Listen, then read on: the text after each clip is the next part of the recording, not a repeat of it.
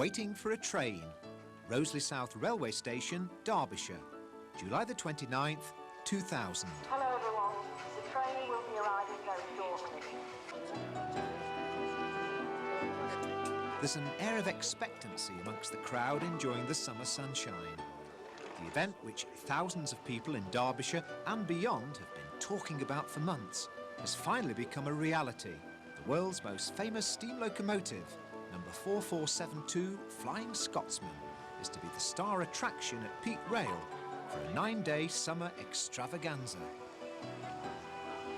For many local folk, this would be their first ever glimpse of Sir Nigel Gresley's A3 class Pacific locomotive, the only one of its kind left in the world. After months of negotiation and planning and sheer hard graft, Peak Rail had finally made it happen. Looking resplendent in her trademark apple green livery, Flying Scotsman was visiting a preserved railway for the first time since undergoing a 3-year restoration which had cost her Derbyshire owner over £1 million. The locomotive, which has been saved from the scrapyard 3 times, has broken numerous records and covered millions of miles since she was built in Doncaster in 1923.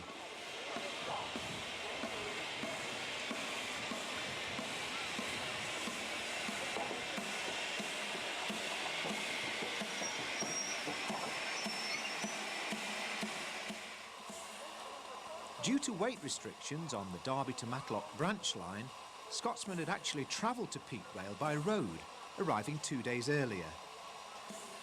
Another logistical problem for the organisers was the coaches.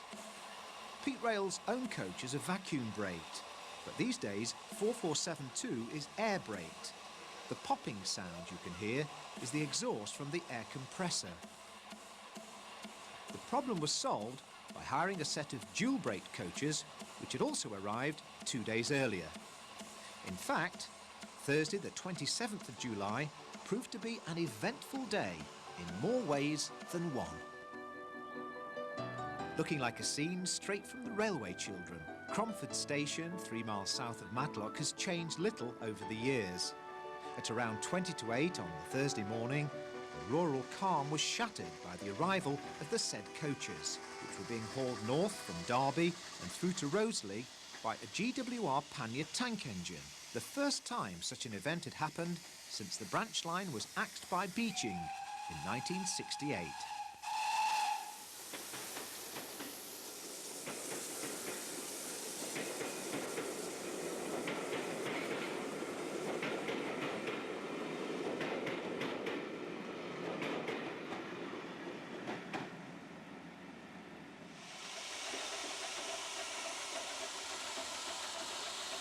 Shortly after 8 o'clock, the pannier arrived at Matlock Station.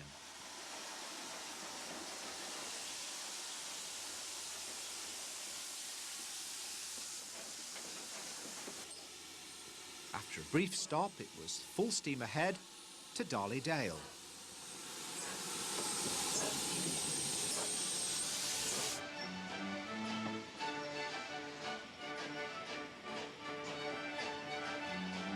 And then on to Roseley.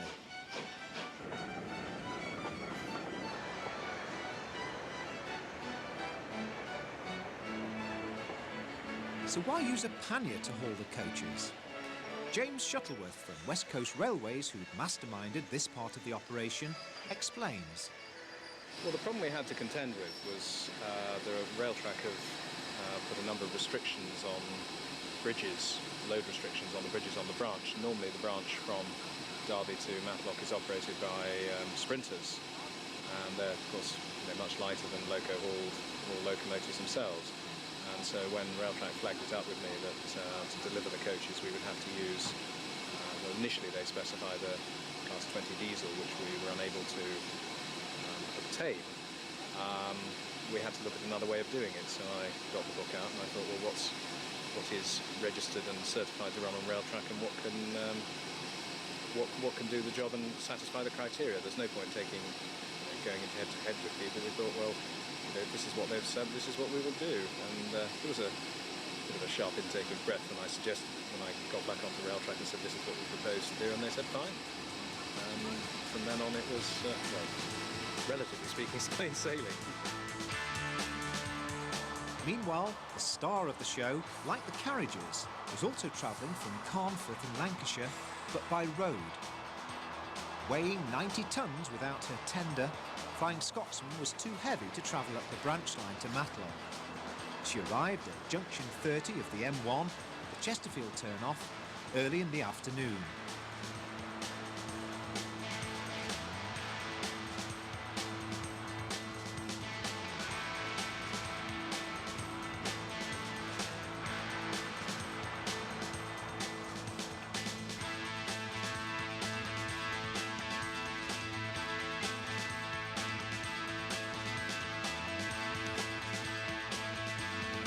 Heavy haulage firm Allaliz, based in the West Midlands, specialises in moving steam locomotives from A to B.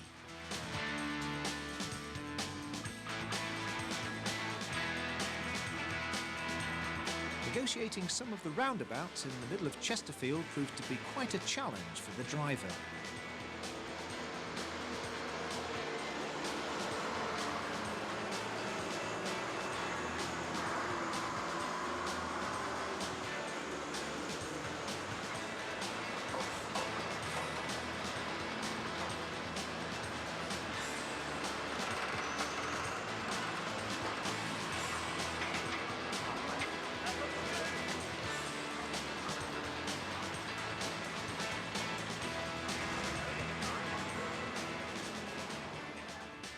Climbing up out of Chesterfield past Holymore Side, Scotsman was well on schedule, but then disaster struck on the steep descent into Baslow.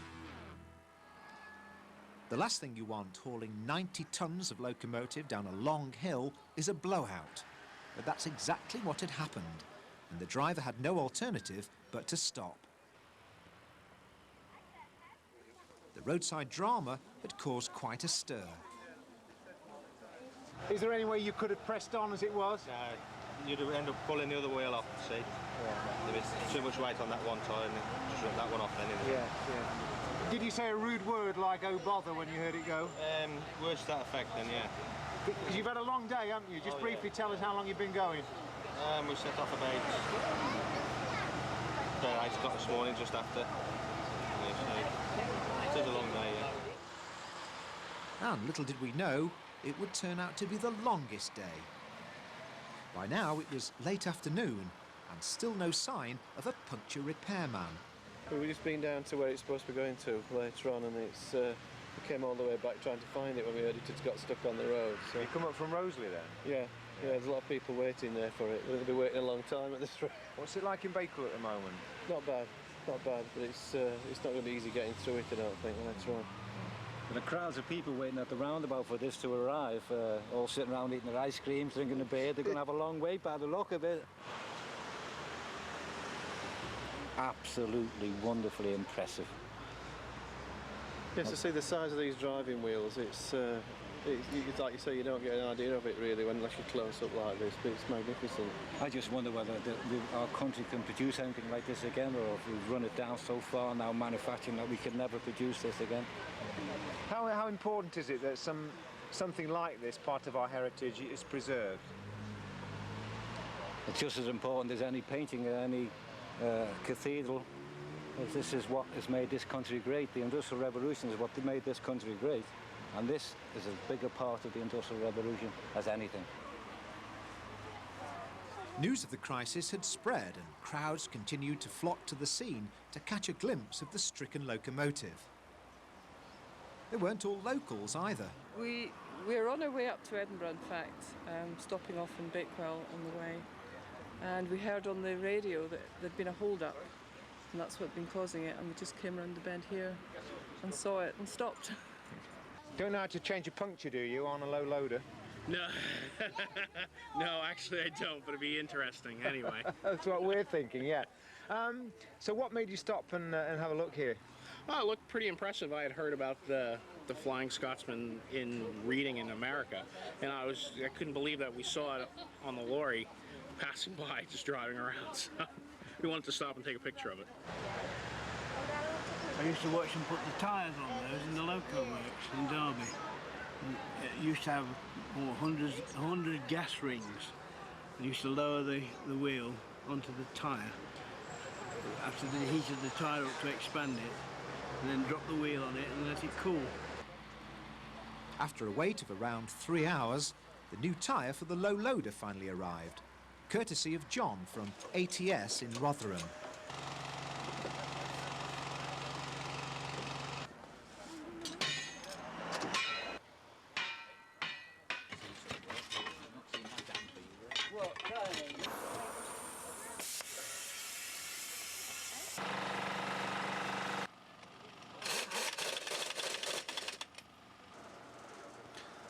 John had toiled long and hard in the summer sun, and after a 4-hour delay in Baslow, Scotsman was finally ready to move again. Little did we know, there was even more drama waiting further down the road. The escort missed a vital turning on the outskirts of Bakewell. They were heading directly for the town's ancient bridge, which would never have coped with the weight. It was reported that our film crew had delayed Flying Scotsman, but as you can see, the pictures tell another story. How serious a setback is this for you? Well, it is really, because we've got to get this engine off onto the rails tonight. We've got the tender to put together. It has all got to be watered, ready for morning. So I've got the staff waiting, Rosie waiting for it. It could put us back now about 4 or 5 hours now, it has. Frustrating for all concerned, not least Steve, the lorry driver. Now, there's 2 options. Either whether it would be able to reverse it back up here and then round, or whether... In the end, the only option was to do a U-turn further down the road.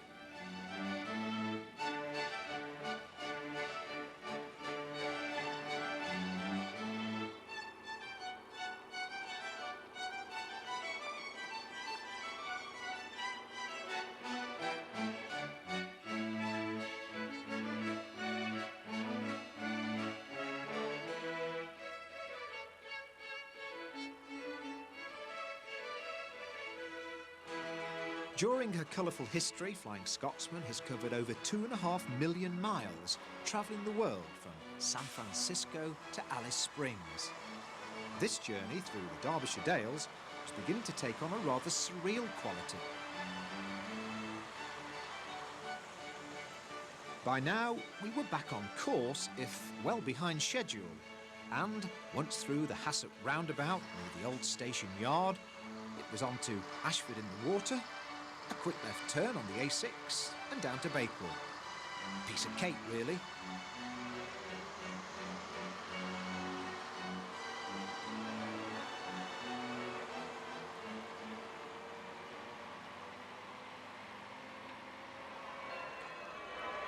There was a carnival atmosphere in Bakewell, almost as if they were expecting royalty.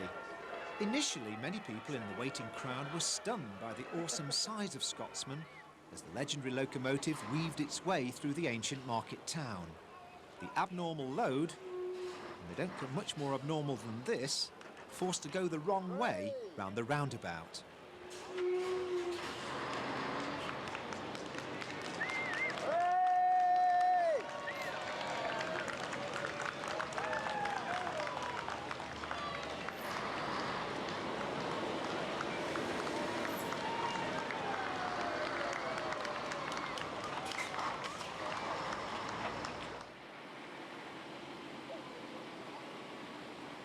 We apologise for the late arrival of this train due to a puncture at Baslow.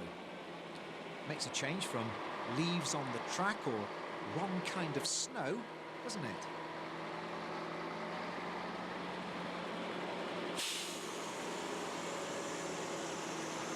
The last 4 miles from Bakewell down to Roseley proved to be uneventful, and despite the long delay and the fading light, the faithful had remained enthusiastic to the end. Was it worth the wait? Oh, definitely. What are your feelings? What do you think about it? It's wonderful because it's my era, steam trains. It's really great. Yeah, is this the closest you've ever been to it? Yes, well, I've never seen it before. Yeah. Here is one very relieved lady. Jackie Statham, your feelings at this moment in time? Well, butterflies in my stomach and I'm shaking, but it's absolutely wonderful, Simon. Coming round Bakewell and watching the people's face and all this crowd here, wow, what can I say? Quite tearful. It's been a year's planning and it's finally here, but it looked a bit iffy early today, didn't it? It did indeed, when we've had one or two problems on the way, but it's here, safe and sound, and that's it now. We're home and dry. Well, home, Jackie. Just after 10 o'clock, the heavens opened. It had been one of those days. But still they stayed, determined to see this locomotive safe and sound on Derbyshire soil. The men worked on through the night.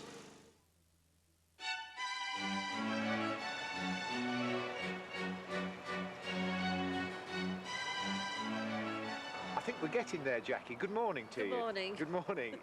Is it a good morning? Because it was a bit of a grim night when I left you.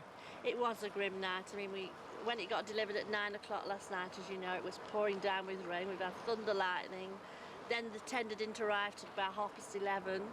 So it's had to be put together since then, and it's also had to, where it is standing now, we've had to stay up all night, the lads have, with it, to water it, get it ready.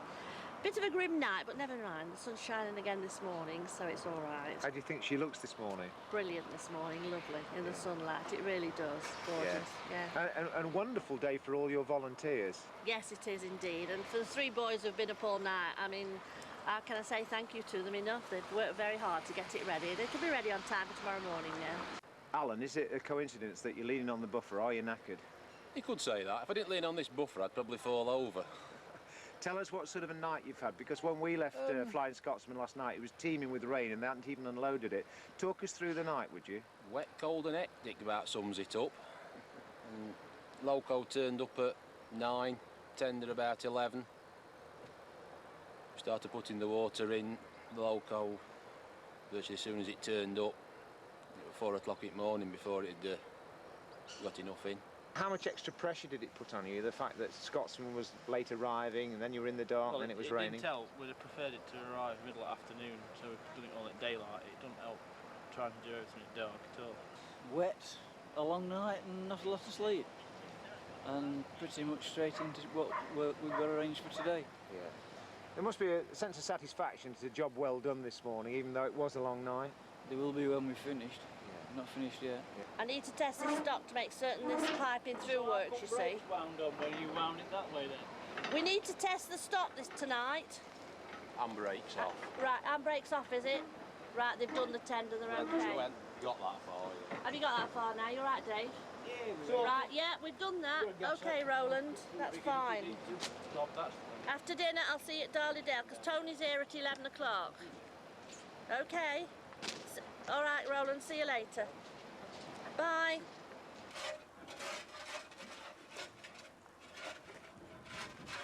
There are things that perhaps the general public take for granted, often don't think about, like coal. I mean, that doesn't happen by magic, does it? And does Scotsman have to have a certain type of coal? Yes, it is. It's Rossington coal we use, which is the one Pete Rail uses anyway, but we've had to order in another 60 tonne of coal, so that's another big bill. What's so special about Rossington coal? Well, it has to be a good steaming coal to do it. There's varying ones, but we just like Rossington. Other railways like other type, but we're happy with this, and Roland Kennington's happy with that one. We used to have Calverton cobbles, but that's gone out now with the colliery being shut. That was very good coal, and this is equal anyway. And as more and more collieries close, is that going to be an added headache for preserved steam railways like yourself? Well, it is really, Simon, because they're having to import coal from Poland now to keep up with it. There's not very many collieries left around here, especially. I mean, I can get it in from Scotland, but then you pay an extra carriage on it, you see, if you do it that way. Are you going to be in profit at the end of the day? Yes, we shall be at the end of the day. All signs are going, it's going to be a bumper one. I've got a figure in my mind, and I think I should get that now, yes. And it's not just that. If we break even, we'll be happy, because this engine is here. It's a fantastic engine, and it's done for the volunteers who've really built this railway from scratch. It's the hard work, this is what it's for them who've put body and soul into this railway. And that's the best part of this. Presumably you're always looking for volunteers, Jackie. Yes, we are, Simon. We're short of volunteers because as we extend the railway and we want to go farther onto Roseley, every time we open another extension, more volunteers are needed, more options are open. But you can come and it's quite a friendly railway. You can train to be a guard, driver, fireman, signalling. We're always short of signalling people, even on the commercial side, track laying, anything they want to do. And we'll train them because people are there in manager in place to do that. You must have people from all different walks of life here as volunteers. Oh, absolutely. We've got doctors, dentists, we've got people from managerial positions down to ordinary people like myself who really just comes to be the fun of it, really. Yeah. Enjoy your big day and enjoy Scotsman being here, and well done again for making it happen, Jackie. Thanks, Simon. I'm looking forward to tomorrow morning when it steams around that corner into Roseley and see what it's like then. And then in the evening, a large gin and tonic or 6. Well, I've got a Palatine to run in the evening, we've got a restaurant car to run in the evening, but I'll still have one tomorrow night. I think you've earned one. Well done. Thank you. Over the weekend, there was a carnival spirit at Roseley and all sorts of distractions. Many moons ago, we went to face a foe in a far-off, distant past. But now we're old and wrinkled like a lorry and wrinkled at the home now here at last. It's been a long time, a terrible hell of a long time gone.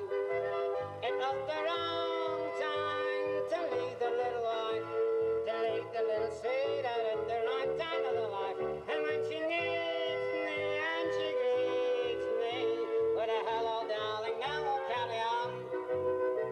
I'm going to Paul Harper and friend providing a wonderful nostalgic feel to the occasion. Never saw his lips move once, did you? And this 9-day extravaganza was all about nostalgia, a celebration of one of the greatest locomotives of the steam era, an event for families and friends and Scotsman fans of all ages.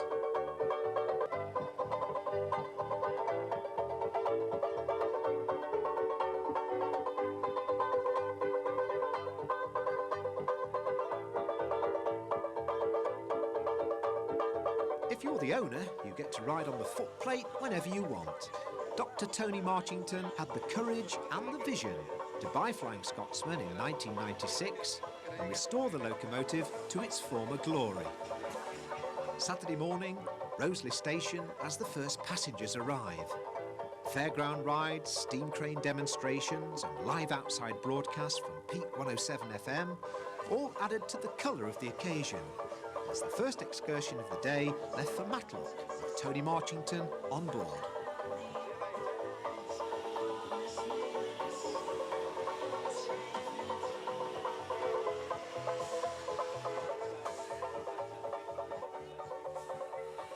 Flying Scotsman is just leaving the station now. So another playback half hour away, all the songs from 1 year, musical youth, tight fit and Kid Creole. What's it? You'll find out soon. Relief at last for Jackie Statham, and a comforting word from Tony's mother Millie, who knows firsthand the emotions involved.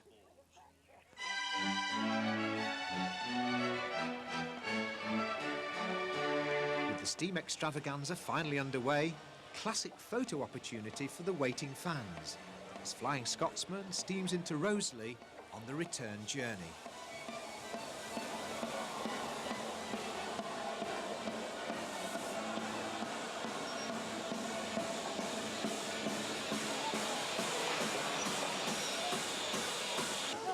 There we go. Anybody else want a piece? Oh, take that. Ooh. Say bye-bye. Nobody ever decried the skills of marketing. There you go.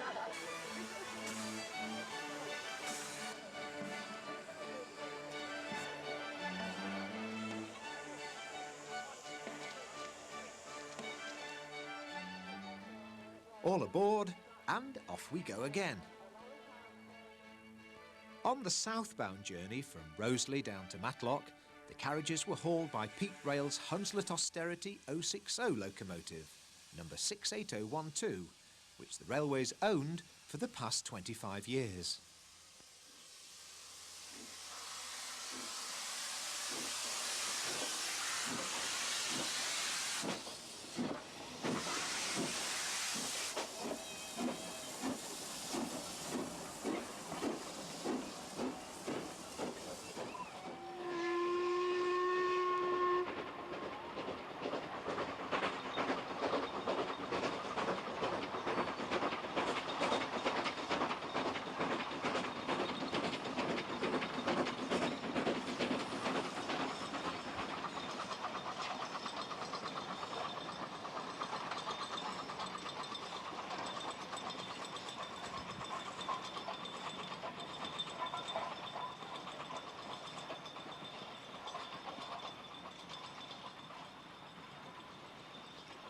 Due to weight restrictions, 68012 had to stop just short of Matlock Bridge. Then it was Scotsman's turn on the return trip. For a locomotive which once hauled 780 tonnes unassisted across Australia, the 4.5-mile journey north to Roseley was effortless.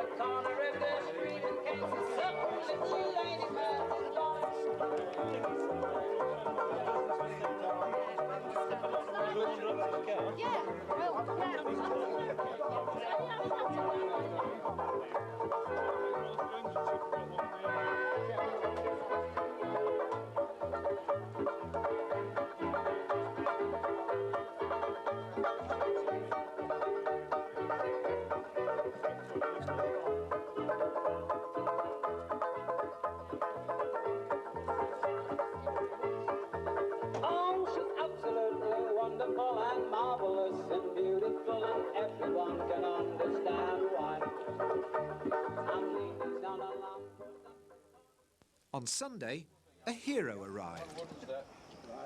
Alan Pegler, who rescued Flying Scotsman from British Rail back in 1963, was the guest of honour.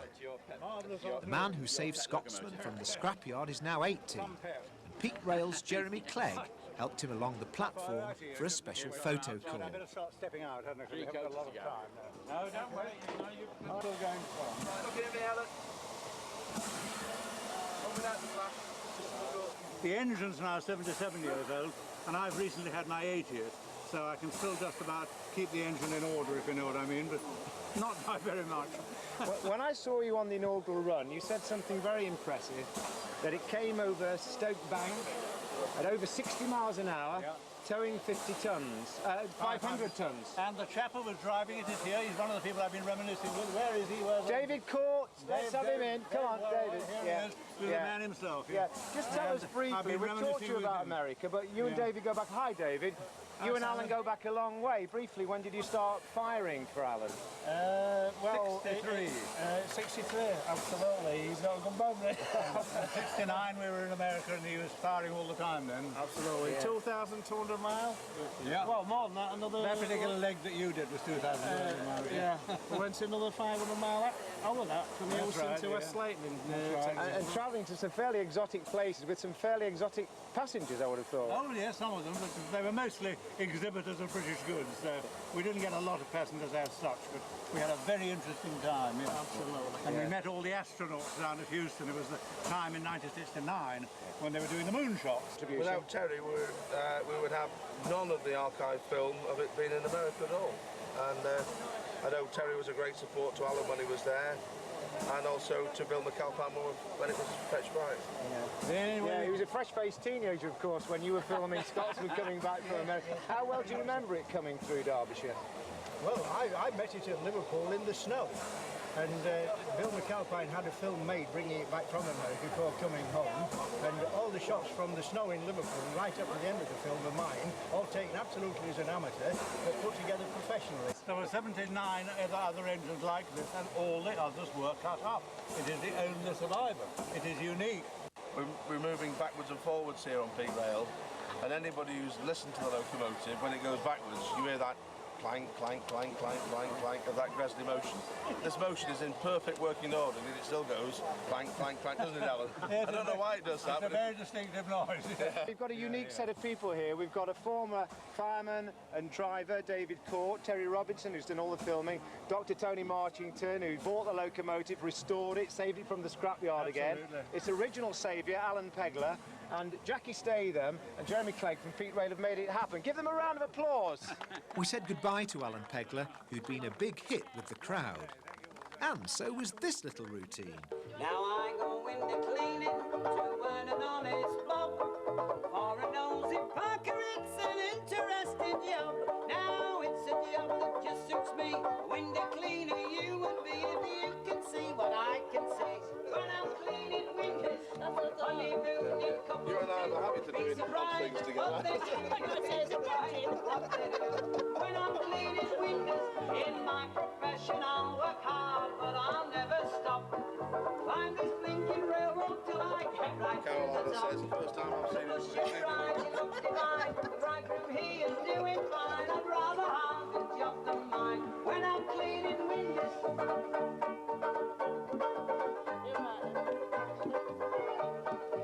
One thing to be clean in a minute, won't it?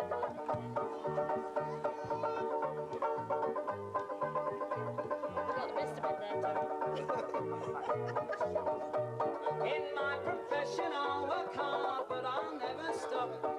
Climb this blinking ladder till I get right to Paul Harper on vocals once more, ably assisted by Tony Marchington, Jackie Statham and 11-year-old Neil Crunkhorn.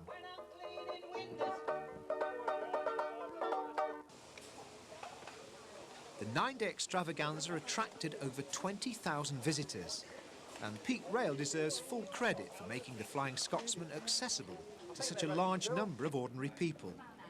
Genuine fans and enthusiasts who'd enjoyed the experience of a lifetime. People like David and Marie Owen from the West Midlands. David's an expert on nameplates. I would say the nameplates on this engine, you could name your own price, I would say at least £100,000 each. Elizabeth Mortlock had travelled from Suffolk. Well, we used to live in Ascot. We were some way away from the train line, but when my children were quite small, I think they were 5 and 7 or 7 and 9 or something like that, we ran down to the railway line, through the woods, down to the railway line and saw the Flying Scotsman go through with Winston Churchill's coffin on it. From great statesmen to small schoolboys, Flying Scotsman has touched them all. Can I ask you a question? Should the lady be in the middle? Yes, this lady should be in the middle. Yes. All right, Stuart. Yeah, the lady should be in the middle. Is that Rose between two thorns, I know. With the extravaganza already a huge success after just 2 days, relief for the Peak Rail organisers. I'm exceptionally pleased, Simon. In fact, I'm quite emotional really, because right from Thursday, being Scotsman here, coming with some of the difficulties that we encountered on the journey here, unfortunately I didn't see it offloaded, but to see it here and operating, and we've had this long lead time and the excitement's been building up. And it's actually nice to get down to the nitty-gritty and actually run the train service. And quite honestly, for the first 2 days, there's been no real problems at all. Gone like clockwork. It's been very emotional, Simon. It's been good to have the locomotive here. Tony always promised us that he'd bring the locomotive here, and we would be one, if the only, heritage railway. And it's been super to have it here, and to see people here, so many people here, some with tears in their eyes. It's been so rewarding to see that, and the weather's been so good, and it's been absolutely wonderful. Being candid, Jackie, 1 or 2 people doubted that you would make this happen. Oh, absolutely. I mean, when we first started this, they said, oh, no chance to get Scotsman here, you'll never do it, and they wouldn't come here. And I said, yes, we will, we'll prove you wrong. And we've done that. We've had a wonderful weekend. It's been beautiful. We've had the weather, we've had the locomotive, we've had the people. The staff, the volunteer, not the volunteer staff, not our ordinary staff, have really enjoyed themselves for once. And at the end of the day, that's what Peak Rail's about. It's all thanks to them who've done the line, who've built it. And it's their energy they put in, and they're happy now. So that's great. A magical locomotive. How good is its pulling power in every sense? Pulling power, absolutely 100%. At the end of an extraordinary week, a presentation ceremony for Jackie in recognition of all her hard work.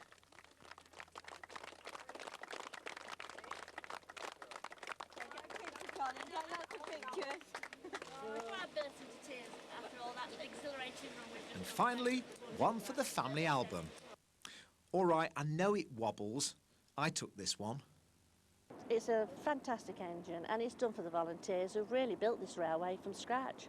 And for the volunteers, and for thousands of visitors from all over Britain, memories and images of the summer of 2000, which they'll never forget.